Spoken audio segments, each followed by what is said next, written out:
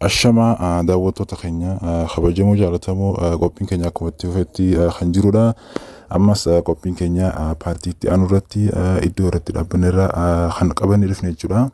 Kanaaf subscribe, like, share godhuudhaan chaanalii keenya kana ol guddisaa akkasuma nuus jajjabeessaa isin jechuu barbaanna. Kanaafuu gama qophii keenyaatti gabaabumatti haa dabarru.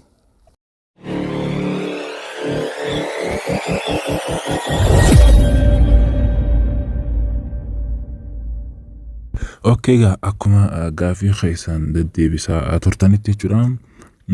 Chapterii har'a qabanne kanarratti kan xiyyeeffannu ta'a jechuudha. Accounting for partnership business jedhu kanarratti jechuudha.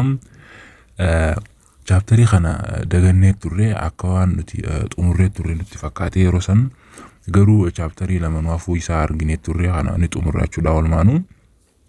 Accounting for partnership means waldaa yookaan shariika jechuudha. Partners yeroo jennu wanta akka waldaatti markeetii irratti bobba'an tokko jechuudha. Hiikaan galumsa isaa kan jalqabaa jechuudha. In accounting, partnership is an association of two or more persons to carry on as co-owners a business for profits.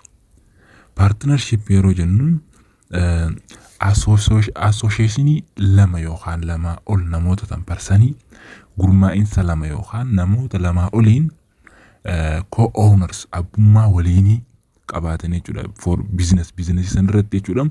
Sababa maaliitiif sababa for profit ta'een jechuudha. Profitii argachuudhaaf waliin tokko ta'anii waliin gurmaa'anii ittiin hojjetan tokko markeetii irratti it is a partnership jennee moggaasuu dandeenya jechuudha in accounting.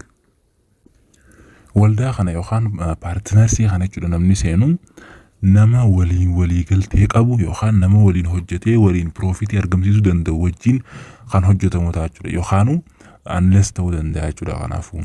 Kanaaf waliigaltee seename kana irratti jechuudha hiriyyoota jidduutti wanti seename kun kan hojiirra oolu ta'uu qaba jechuudha. Erga kana profitability ta'uu dandeenya jechuudha.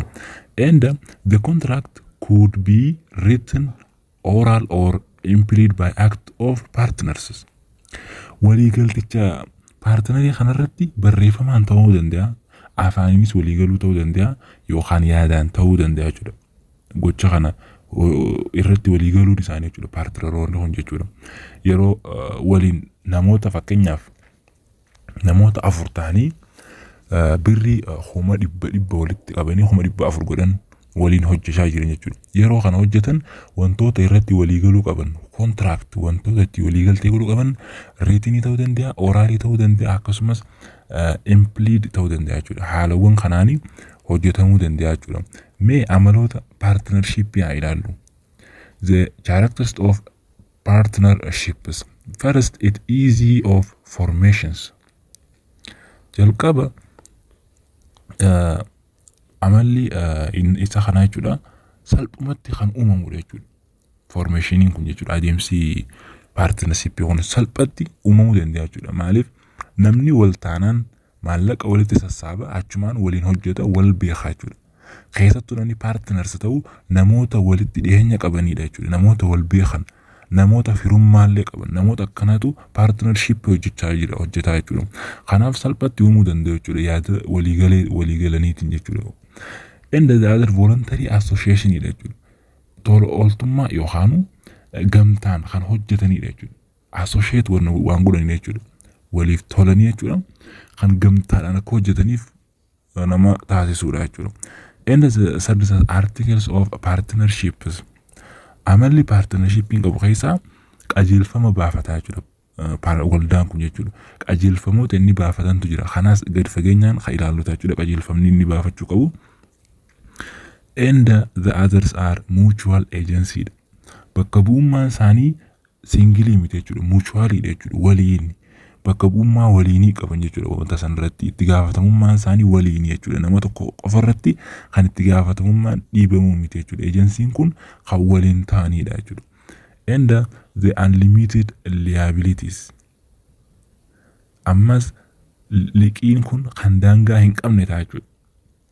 Bakka kanarratti unlimited liability jechuun isaa fakkeenyaaf yoo partneriin keenya sun liqii liqeeffate fakkeenyaaf miliyoona takka liqeeffate fakkeenya duraa irratti namoonni kuma dhibba walitti baasee kuma 400 ta'e kana kuma 100 irratti liqeeffatanii kuma 500 godhatan kuma 100 kana yoo kaffaluu dadhaban jechuudha paartinaroonni afran kun unlimited ta'a jechuudha liabilitiin kun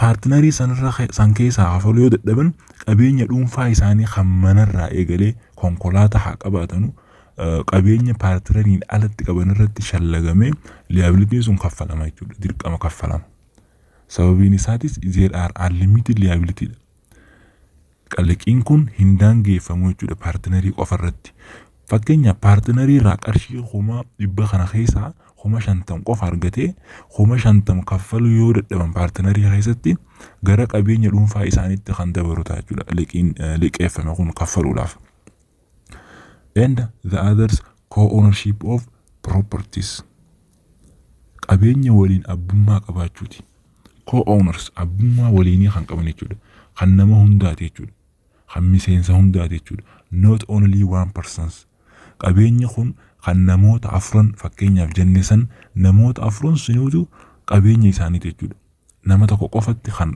xiyyeeffatu jechuudha amalli partnership nama hundaaf qabeenya isaan afuriiti jechuudha qabeenya eenyuti yoo kan jedhame it is for 4 persons jenne dhiyeessuudhaaf jechuudha kan nama afraniiti jechuudha and the income participators galii irratti kan waliin division godhanidha jechuudha income kana kan waliif hiratanidha jechuudha akkuma persantii isaanitti kan waliif hiratanidha jechuudha fakkeenyaaf nuti kuma 100 jenneemi namni tokko yoo kuma 50 qofa kan qabaate kuma 400 kana keessaa inni san income division isaa haguma persantii isaa saniin kan namaaf jechuudha galiin inni argatu galuma akkasii san irratti participate ta'uu danda'a jechuudha and there are the limited lives inni bira limited life qaba jechuudha they are based on agreement of members waliigaltee miseensi paartinaraa san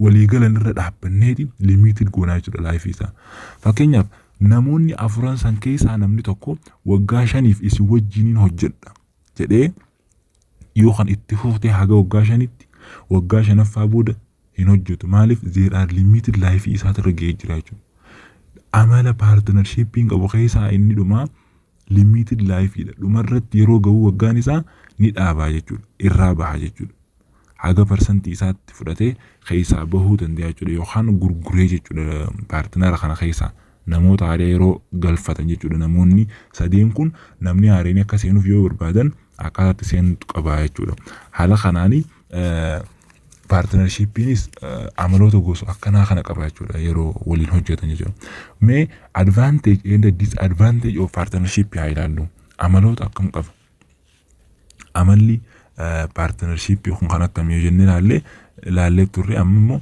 gama bu'aa fi yookaan advantage fi disadvantage isaa ilaallaa jechuudha bu'aa inni qabu keessaa inni tokko there are capitalizations inni kun capitalization nama godhaa jechuudha nama guddisaa jechuudha maaliif fakkeenyaaf namoota afuran sun keessaa namni tokko qoftiin kuma 100 isaatiin achi bahee yoo kan hojjetu ta'e income inni argatu xiqqaadha tirfiin yookaan hojiin inni hojjetu hojii xiqqaa ta'a jechuudha but isaan afuran kun walitti dabalamanii kuma 100 isaanii walitti qabanii kuma 400 godhan wanta guddaa tokko banatu wanta guddaa tokko irraa argatu kanaaf capitalization jennaan jechuudha advantage inni qabu tokko kana jechuudha and the other combined experience and talents ammas muuxannoo qaban kan waliif kennan ta'a jechuudha experience qaban talentii qaban kan waliif combine godhanii jechuudha kan waliif muuxannoo kana waliif kennan ta'a jechuudha fakkeenyaaf akkuma beektan namoonni garii hojii irratti faxinummaa qabu jechuudha nama hojii gamaa fi gamanatti maamila customer heddummeessuun haala kanaan talentii inni qabuun advantage qaba jechuudha osoo namni tokko kophaa isaa kan hojjetu ta'e partner osoo hin ta'in namni kun fakkeenyaaf yoo nama faxinummaa hin qabne ta'e guddinni isaa hin heddummaatu yookaan kaapitaalli isaa hin heddummaatu maaliif nama isa gargaaruun qabu nama isa jajjabeessu akkasuma nama waliin hojjetanii waliin guddachuu barbaadanii wajjin hin qabu jechuudha garuu yoo nama gaarii tan namoonni partners ta'an kun experience fi talent isaanii yoo combine walii godhan there are advantage qaba jechuudha. And easy of formations. Ammas advantage inni qabu akkuma jalqabenne sani. Salphumatti kan formation godhuu dandeessu jechuudha. Kan waliin uumtee salphumatti partner kan uumuu dandeessu jechuudha faayidaan isaa. Yeroo dheeraa sitti hin fudhatu. Arruma dhuftee waliin teessee arruma parsantaa 80 xumuruu dandeessa. Partner kan uumuudhaaf guyyaa tokkotti partner kan uumuudhaaf parsantaa 80 xumurta, parsantaan 20 hojiirra ooluu qofa jechuudha borutti. Kanaaf salphatti hojjechuu dandeessa jechuudha. And there are cost organizations. Ammas baasiin organized ta'a jechuudha. Nama tokko qofa irratti hin bu'u jechuudha. Fakkeenyaaf taaksii haa ta'u, expensiilee garaagaraa kan bahan haa ta'u, nama tokko qofa irratti kan xiyyeeffatanidha miti jechuudha. Kanaaf organized ta'a jechuudha. Isaan hundarratti organized ta'ee kostiin baha jechuudha. And tax advantage qaba jechuudha. Bu'aa taaksii qaba jechuudha. Akka corporationiitii miti jechuudha inni kun. Akka corporationiiwwaniitii miti jechuudha inni kun. Irra bu'aa qaba taaksii irratti. Taaksiin maaliif bu'aa qaba? It is single taaksii qofa qaba jechuudha. Advantagein inni qabu taaksii yeroo takka qofa kafalta waggaarraa. Sanuu partnershipii keessan keessaa yeroo takka qofa calculate godhamee taaksiin kan kaffalamu ta'a jechuudha. But in corporation itti dhufna corporationiin erga kaampaaniin keessan kaffalee ammas dhuunfatti sheerii keessan irraayis kaffaltu jechuudha. Garaagarummaa inni qabu kana jechuudha. Partneriin yeroo takka qofa kaffalaa jechuudha. There as the last as the less government supervisions. To'annoon mootummaan sirratti qabus kan xiqqaata jechuudha. To'annoon mootummaatis ni xiqqaata jechuudha. Maaliif there are partners. Lowest cost of organization ammas. Inni kan baasii xiqqaa baasta jechuudha. Kostiin ati baaftu xiqqaa baafta. Kophatti nama tokko qofa hin taane jechuudha. Maaliif namuu waan baasuuf akkuma jalqabenne kostii xiqqaa baaftaa jechuudha. Waliin baaftanii expenses san cufuu dandeessu. Ammas waliin babbaaftanii taaksii san cufuu dandeessu. Kanaaf ammas depreciationiin tokko yoo uumamu ta'e haaromsuudhaaf wanni manaa haa ta'u wanti irratti hojjennu kun yoo depreciate ta'e waliin yeroo baasnu waliin baafna jechuudha. Kanaaf kisaaraa keessa nu galchuu jechuudha. Okay, the disadvantages of the partnerships. Disadvantagein isaa tokko loss of freedoms. Bilisaan waan barbaadde godhuu hin dandeessu.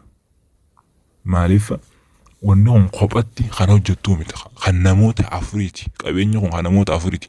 Ati akka feetetti seentee baasii feetee fudhattee yookaan wantoota itti fayyadamuu deemtu akka feetetti fudhachuu hin dandeemu. There are rule and regulation article qabannee kanaaf disadvantagein isaa kana jechuudha. Namni kun dhufee akka fedhetti waa fudhachuudhaaf mirga hin qabu. And limited life dha. Ammas akkuma jalqabenne namni kun bahuudhaaf waggaa 5 booda erga jee waggaa 5 booda ni baha jechuudha. Yoo namni kun partneroonni kun yoo isa kana jaalachuu taate yoo isa kana jaalatan qofa ni dabaladha yoo jee dabalachuu danda'a. Yoo hin dabaladhu ta'e immoo ofirraa baasuus mirga qabu jechuudha. There are limited life waan qabaniif rule and regulation yeroo agreementii contractii isaanii written godhan jechuudha yookaan oral godhan bakka isaan irratti waan qabuuf achirratti bahuu danda'a jechuudha. Limited life qaba jechuudha. Kan irratti dhiibbaa qaba jechuudha. And there are unlimited liability. Dhiibbaa inni qabu keessaa guddaan tokko kana. Yoo liqii tokko kaffaluu dadhabne akkuma jalqabenne qabeenya keenya irratti dabaruu isaati jechuudha.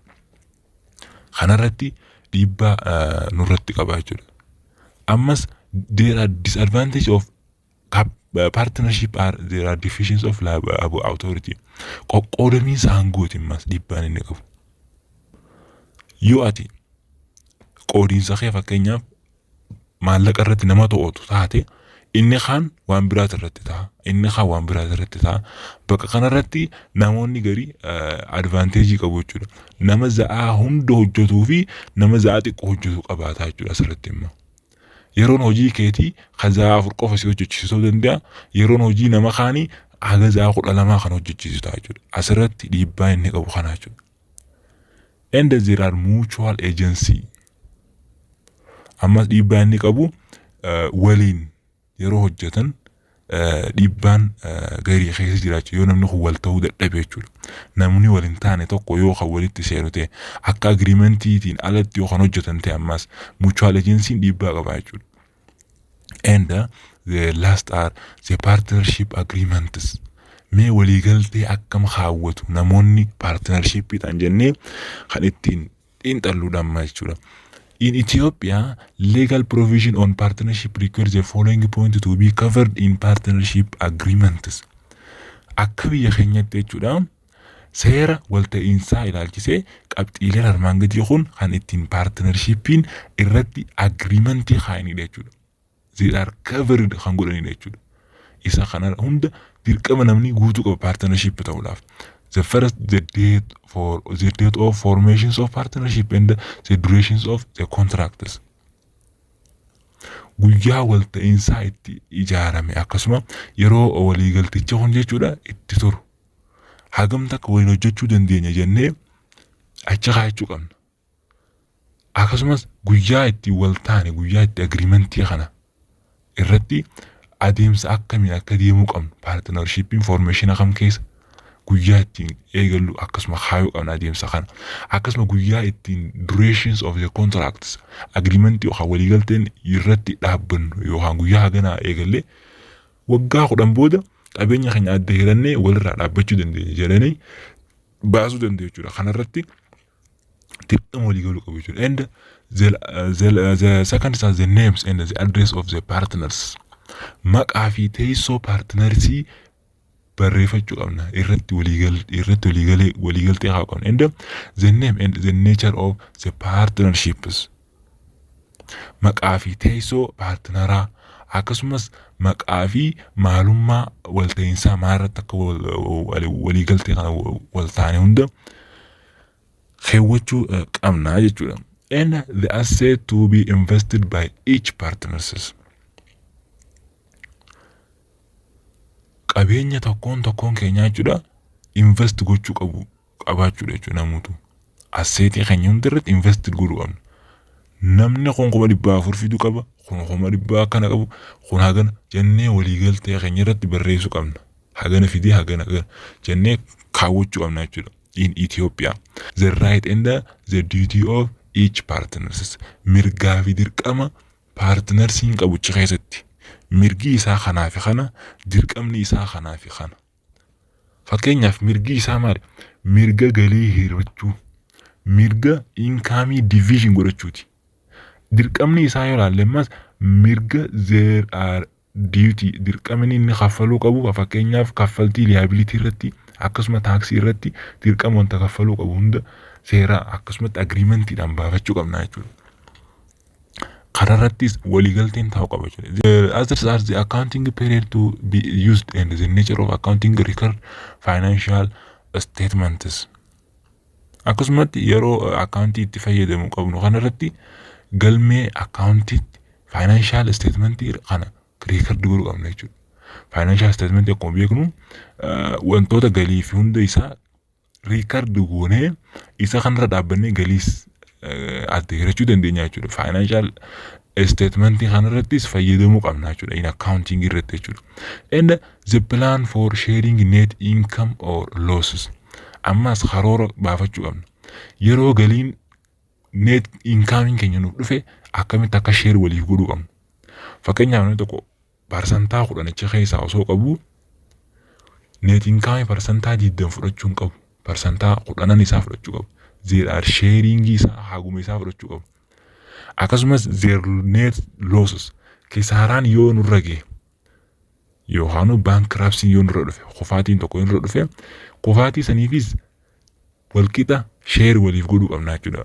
Kanarratti walii galuu qabna jechuudha. Yeroo jalqaba partnership kanarratti agreementii goonu yoo galiin guddaa arganne galii kanarrattis akkanatti adda hiranna yoo kisaaraan dhufes kisaaraas haala kanaan hirachuu qabna jennee adda baafachuu qabna jechuudha. And the others, the salary and the drawing allows to partners. Inni biraa mindaa fi carraa namoota drawingidhaaf allocate godhuu qabna jechuudha. Kana jechuun isaa nama seenuu barbaadu naquu nama bahuu barbaadu drawing allowed to partners. Partnersii kana keessatti namni tokko yeroo bahuu barbaadu haala kamiin hayyamamaaf maal seera kamas keessa guuteeti liqii waa hunda eega guuttatee kaffalee waa hunda godhee booda akkaataa itti bahuu barreeffannaa. Akkasuma namni haareen yeroo kan dhufu ta'es new partners yeroo kan dhufu ta'es akkasumatti haala kamiin seenuu qaba maal guutee seenuu qaba jennee haala nuti haala kamiin naquu qabna jennee adda baafachuu qabna jechuudha. And as last as the provisions for the arbitrations of dispute and liquidations of the partnership as the end of a specific term of the contract or at the deeds or withdrawals of partners. Inni dhuma yoo walii galuu dadhabne yoo walitti bu'iinsi dhufe karaa arbitrationitiin yookaan karaa walii galteetiin murteeffachuudha. Karaa falmii arbitrationii ta'eetiin yookaan gama manguddummaatiin haa ta'u wantoota akkanaatiin xiqqeessuu qabna jechuudha. Akkasuma liquidations of the partnerships namoota liquidate godhuu qabna jechuudha. Partnershipiin yeroo dhumaa isaa fakkeenyaaf kontiraaktiin isaa yeroo ga'e jechuudha. Yookaan yoo du'e yookaan the deeds of partnerships yookaan yeroo partnershipiin kun withdraw yeroo ba'u haala kamiin qabeenyi isaa kana gaggeessuu qabna partnership kana keessatti jennee wantoota beekuu qabnuudha jechuudha. Isaanowwan as keessa jiran kun jechuudha.